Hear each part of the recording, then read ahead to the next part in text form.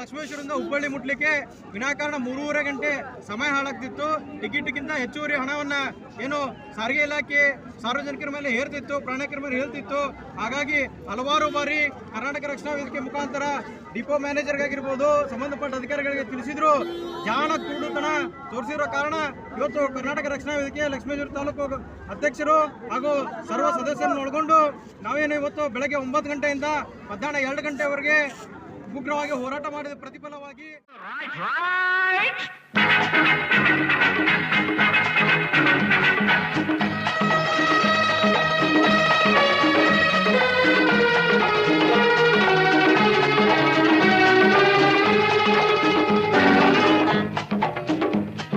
ಮುಂದೆ ಬನ್ನಿ, ಮುಂದೆ ಬನ್ನಿ, ಮುಂದೆ ಬನ್ನಿ, ಇನ್ನು ಮುಂದೆ ಬನ್ನಿ.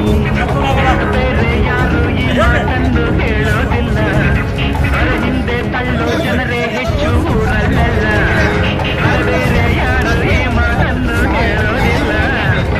ಹಿಂದೆ ತಳ್ಳೋ ಜನರೇ ಹೆಚ್ಚು ಊರಲ್ಲ. ಮುಂದೆ ಬನ್ನಿ, ಇನ್ನಾದರೂ ಜೀವನದಲ್ಲಿ ಮುಂದೆ ಬನ್ನಿ, ಮುಂದೆ ಬನ್ನಿ, ಇನ್ನು ಮುಂದೆ ಬನ್ನಿ. ಆಶ್ವಾಸನೆ ಕೊಟ್ಟಿದ್ದಾರೆ.